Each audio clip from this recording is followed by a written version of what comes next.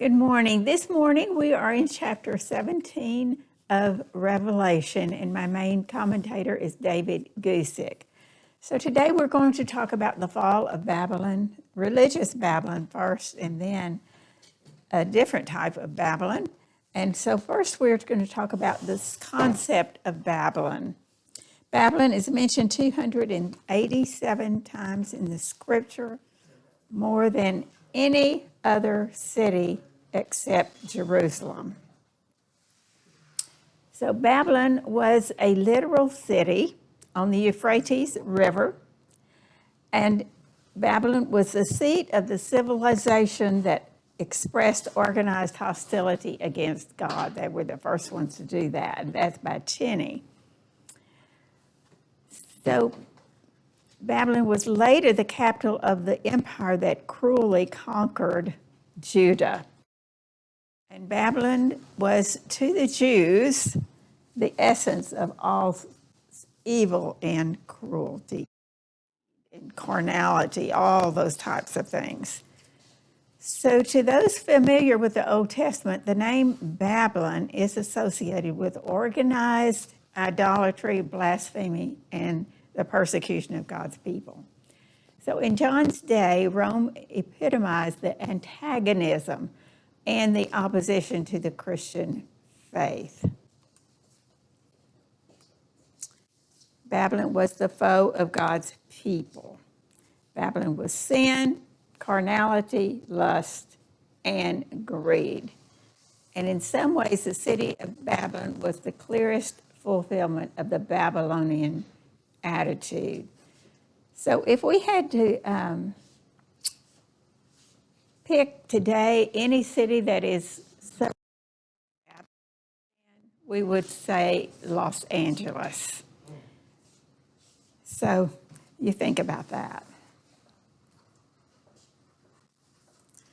So the concept of Babylon is greater in Revelation 17 and 18. And this is the Antichrist reign at this point. Babylon was present in John's day, typified by Rome. And Babylon is present in our day and throughout history as the world system. So under the Antichrist, Babylon, in both its religious and its commercial aspects, will have influence over the earth as never before. So here we have in Revelation 16, 19, and 14, 8, we have already declared Babylon, the fall of Babylon. And then in Revelation 17 and 18, the fall of Babylon is detailed. So here, this 17th chapter is one of the most symbolic, significant, but also the most complex and hard to understand chapter of the Revelation. So it really requires interpretation. Now, an angel carries John in the spirit and shows him a vision. And so Revelation 7:1 and 7:2, I want to read that. Then one of the seven angels who had the seven horns and who had the seven bowls came and talked with me, saying to me, "Come, and I will show you the kingdom, the judgment of the great harlot who sits on many waters, with whom the kings of the earth committed fornication, and the inhabitants of the earth were made drunk with the wine of her fornication." Her judgment here is assured at the onset. So the Babylonian religion, there's never any doubt regarding her fate. She is going to fail. And she came into being long before Christianity ever occurred. It was in the satanic imitation, it anticipated the coming of the Messiah. According to religious history and legend, the Babylonian religion was founded by the wife of Nimrod, who was the great grandson of Noah. Her name was Semiramis. And Semiramis, I'm sorry. And Semiramis was a high priestess of the idol worship. And she gave birth to this son, whom she claimed was conceived miraculously. The son's name was Tammuz, and he was considered a savior. Does that sound like somebody else we know? It sounds just like Jesus, doesn't it? And the thing about it is a copycat. Satan cannot do anything original. It's a copycat of Jesus. So many ancient artifacts remain with the familiar motif of the mother of Semiramis holding the Savior infant Tammuz, which predate Christianity. And it was also said that Tammuz was killed by a wild beast, and then he was miraculously brought to life. So Baal was the local Canaanite name for the Babylonian Empire.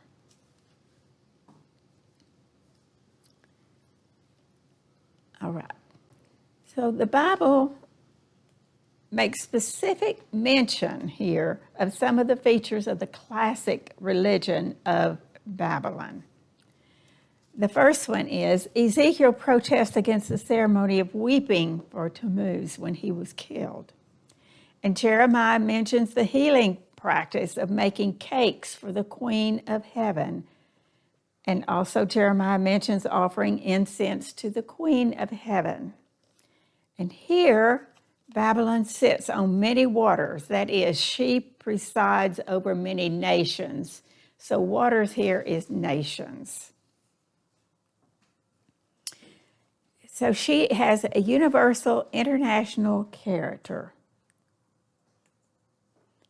This is unification of all false, idolatrous religion with representatives from apostate Catholicism, Protestantism, and other religions. So all these religions that have gone against Christ and against God, it comes from that. They all get united here. So the woman pictures false religion that will dominate the world in the tribulation period. False religion is not limited to any one church. All churches have some false religion in it. And religious Babylon intoxicates kings and peoples. So the idea of fornication also has a strong association throughout the Bible with idolatry. And since this is a well-accepted religious system, it is likely to appear attractive and spiritual, but not necessarily moral. So what John saw is this in Revelation 3. So he carried me away in the spirit into the wilderness, and I saw a woman sit upon a scarlet-colored beast full of names of blasphemy, having 7 horns, 7 heads, and 10 horns. This is the Antichrist that we're talking about here. And then it goes on, the woman was arrayed in purple and scarlet and adorned with gold and precious stones and pearls, having in her hand a golden cup full of abominations and the filthiness of her fornication. And on her forehead was a name written, Mystery, Babylon the Great, the mother of harlots and the abominations of the earth. I saw the woman drunk with the blood of the saints and with the blood of the martyrs of Jesus. And when I saw her, I marveled with great amazement. So here we see that John is carried away into the wilderness, into the desolate culture, the nature of the wilderness, and that's an appropriate setting for the vision of judgment. So the harlot rides the one with 7 heads and 10 horns that was previously seen in Revelation 13 that we talked about. The Antichrist and his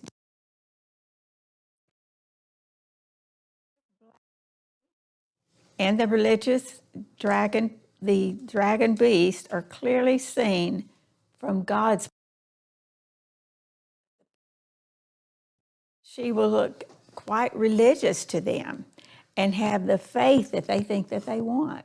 I mean, they think, here she's got faith, we want what she has. She is clothed with emblems of luxury. She wears purple, gold, and precious stones, and of the government, which is the color red. And she offers idolatry, abominations, and impurity, which is the filthiness of fornication, in this sumptuous setting. So purple and scarlet, splendor and influence, and the dye to make these clothing is very scarce and very costly.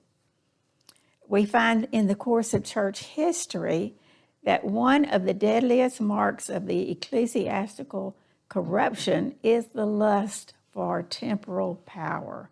So even the churches have a lust for power many times. And that's by Barnhouse. So purple and scarlet were the colors of rulers, whether economic or political. So the name on her forehead that is written there shows that she is a prostitute. Roman prostitutes frequently wore a headband on their head engraved on it. And in spite of all of her splendor, she is still nothing but a prostitute. And that's by Johnson. So this is a stark contrast between the woman of Revelation 12, if you remember her. She represented Israel. So we have two women here, this scarlet woman and then the one that represented Israel, who were God's people. And this woman representing the idolatrous false religion that we see here. So these two women, they're set over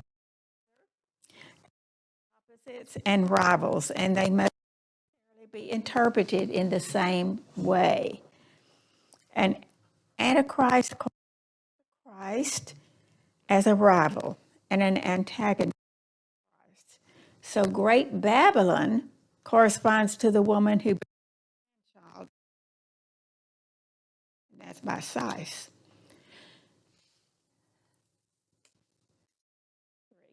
Babylon the Great.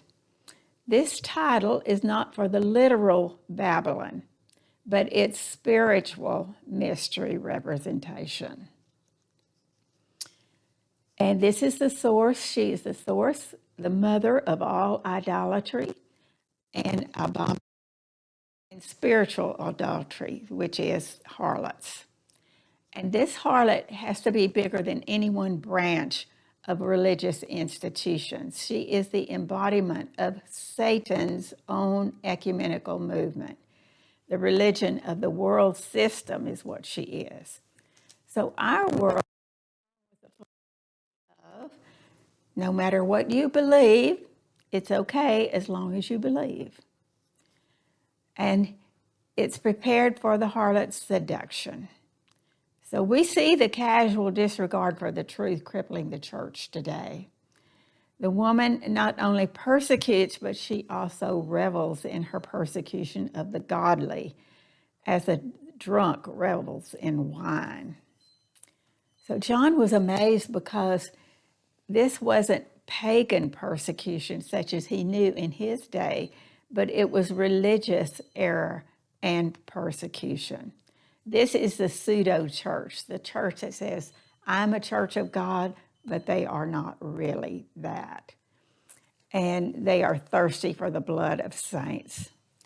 Then false religion is always the worst enemy of the church and true religion.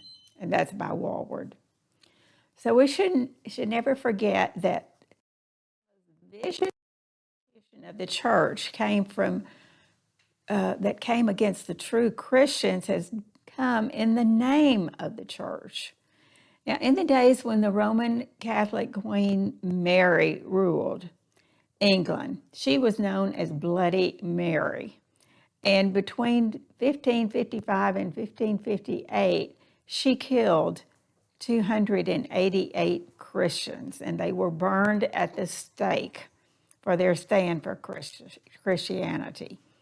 The first of these martyrs was a man by the name of John Rogers, and as he stood chained to the stake to be burned, and the fire rose around him, up his legs and up into his shoulders, he rubbed his hands as though he was washing his hands in water.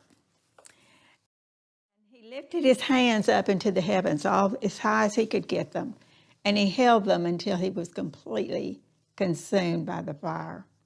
He went to the stake, and he had calm and he had dignity. That the French ambassador wrote that he went to his death as if he was going to his wedding. This courage was so evident that the crowd even burst into applause as he walked to the stake, because they knew who he was and what he stood for. So we see that's just one instance where the church came against true Christianity. His name was John Rogers. John Rogers. So then we have the great harlot is interpreted. And the angel tells John that the harlot will be explained to him. But the angel, I will tell you the mystery of the woman heads and the 10 horns. The focus of the explanation of this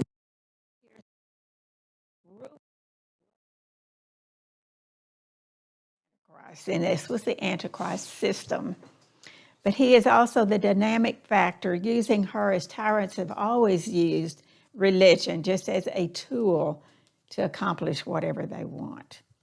In verse 8, the beast carrying the woman, she is plainly connected with the beast of Revelation 13. This beast that you saw was and is not, and will ascend out of the bottomless pit and go to perdition. And those who dwell on the earth will marvel, whose names are not written in the book of life from the foundation of the world, when they see the beast that was and is not and yet is.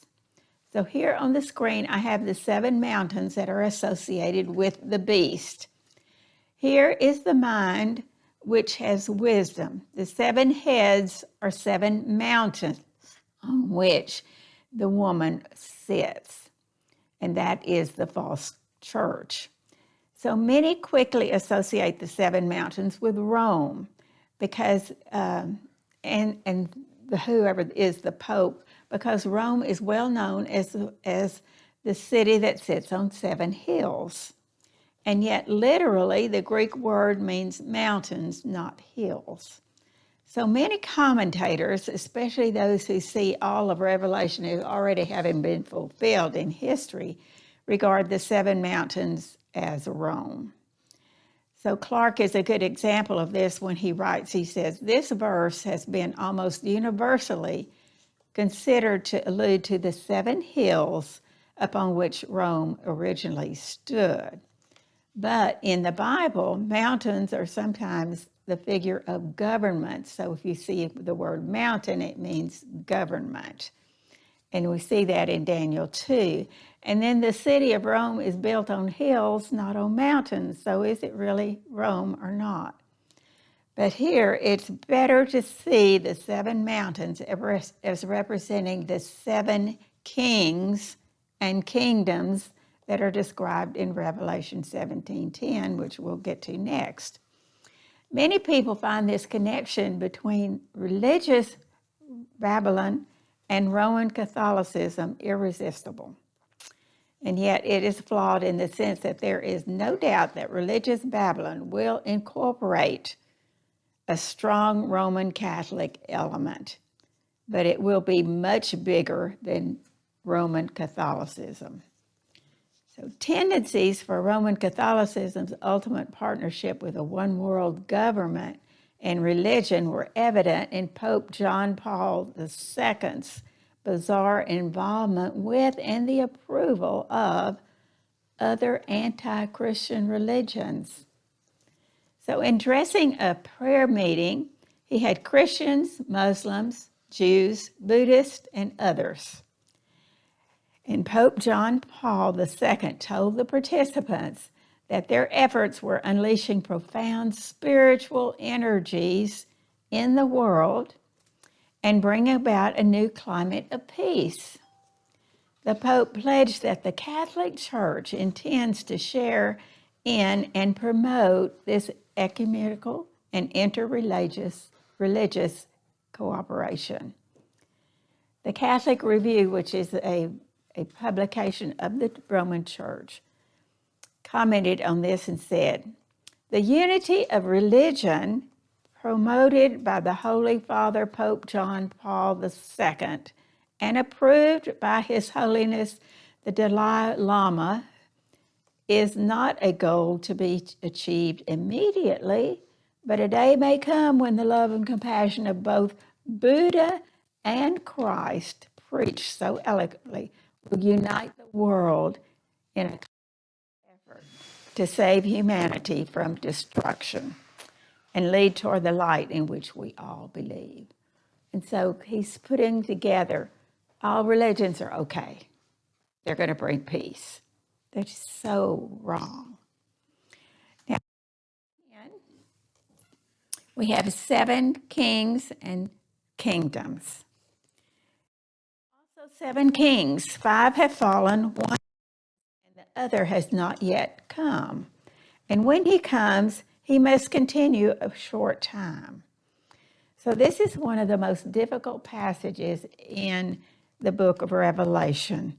And some explain that these 7 kings, 5 past, 1 present, and 1 to come, in the succession of Roman emperors in John's era. But there are many differences with the approach. So most likely, it is a reference to 5 have fallen.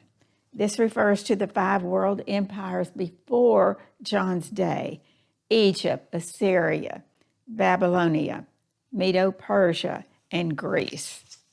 1 refers to the world system of John's day, and that is Rome.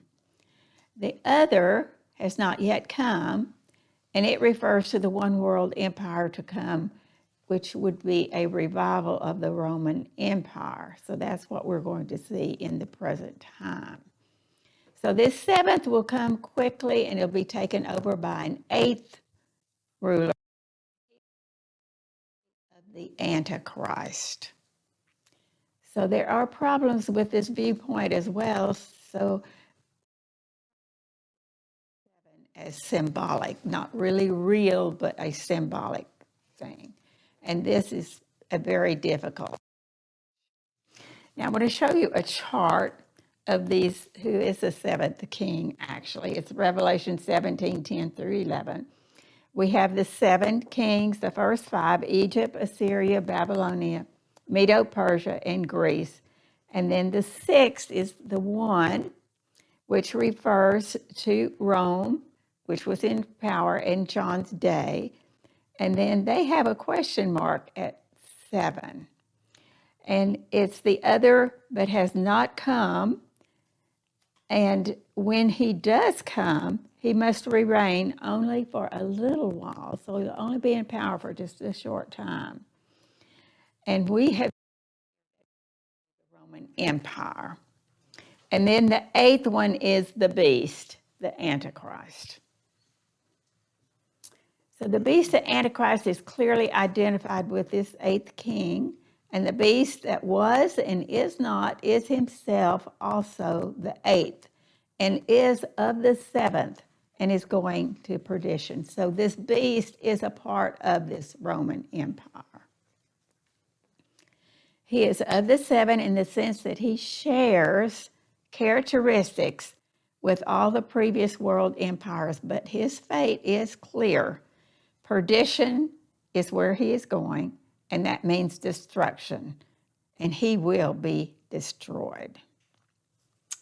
Now, verse 12 through 15, the 10 kings to come. These are the allies of the Antichrist. The horns, which you saw, are 10 kings who have received no kingdom as yet, but they receive authority for 1 hour as kings with the beast. These are of one mind, and they will give their power and authority to the beast. These will make war with the Lamb, and the Lamb will overcome them, for he is Lord of lords and King of kings, and those who are with him are called chosen and faithful. And then he said to me, the waters which you saw where the harlot sits are peoples, multitudes, nations, and tongues. That's 12 through 15. So this probably alludes to the 10-nation confederation, as in the toes of Daniel 2:24 through 45 image. But some take the 10 as a symbolic number. They are 10 kingdoms which shall arise out of the fourth great kingdom there. 10 European powers which shall make war against Christ.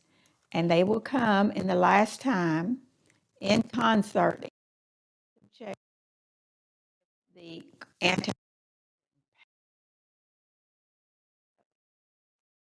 form here indicated they have not come yet. So what changes in Europe may bring them into the required form? Well, it's not for us to say, says Alford. He wrote in 1866.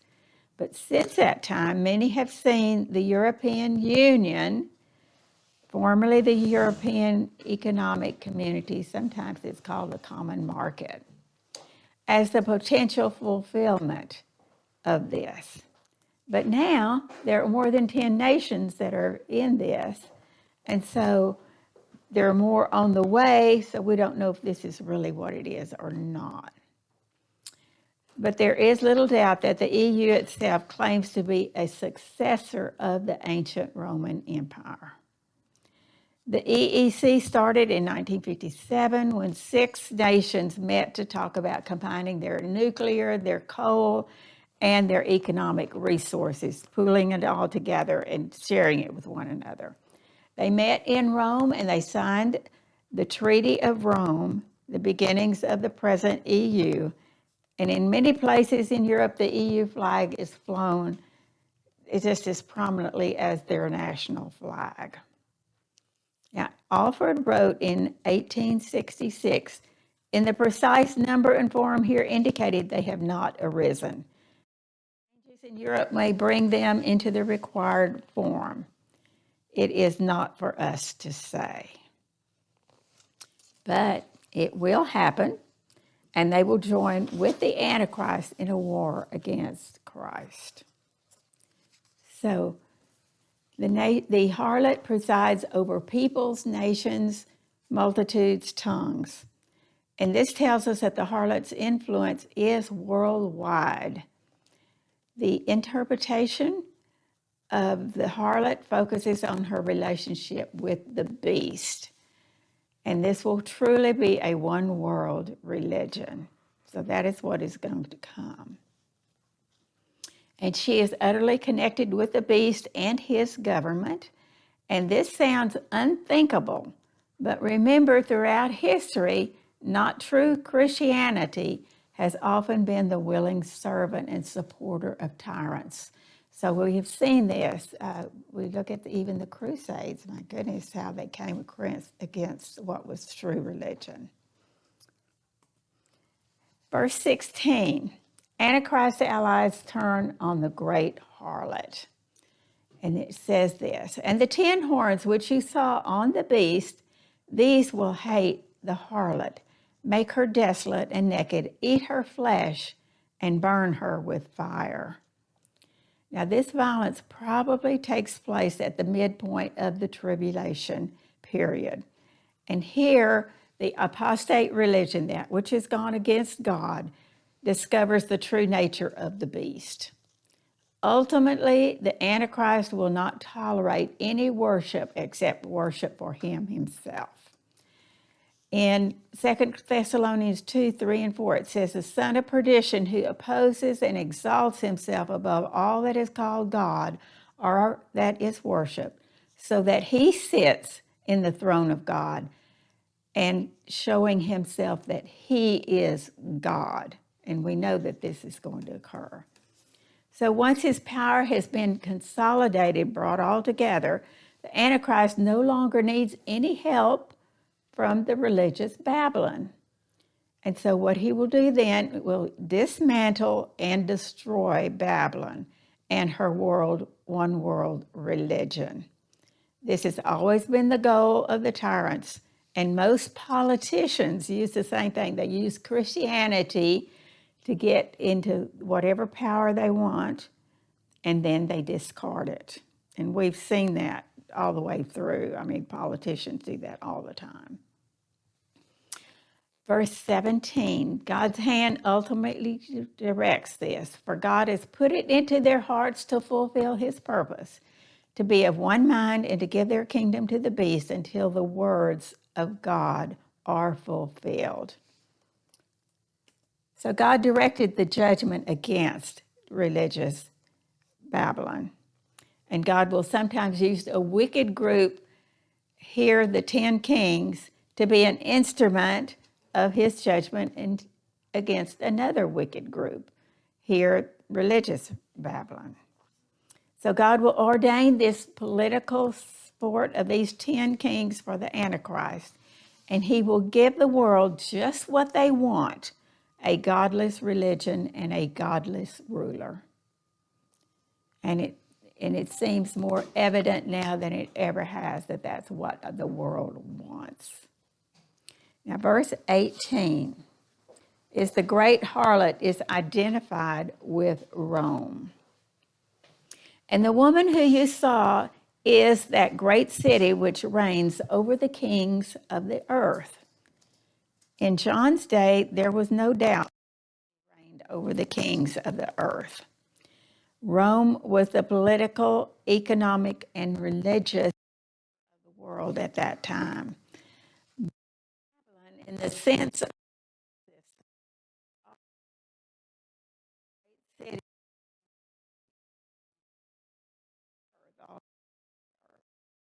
the question is, am I over me of Jerusalem above? So here we have to answer that question. Are we going to be under Rome or are we going to be under God?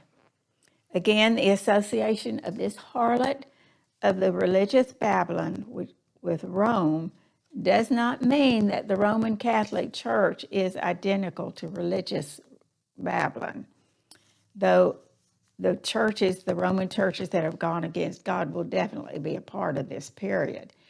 But it is also not only the Catholics, but the ones who go with Mohammed, or the Pope, or any of the Eastern churches, and all the heretical isms that we find, the infidelities, and the godless people who afflict our Protestant churches. So rather, Rome was the ready personification of Babylon, the world that was against God in John's day. And today, idolatry is just as strong, but it is more dispersed. More people have this idolatry today. And today, which city in the world is most readily identified with this Roman world system? And we have already said that might be Los Angeles or something like that. So are there any questions or comments on this? It's a lot of information and a lot of symbolism of who is what. Okay. I think we're going to stop there. We're at the end of that chapter, and we're going to then go into the fall of the commercial Babylon next week. So if there aren't any questions, we will see you next week.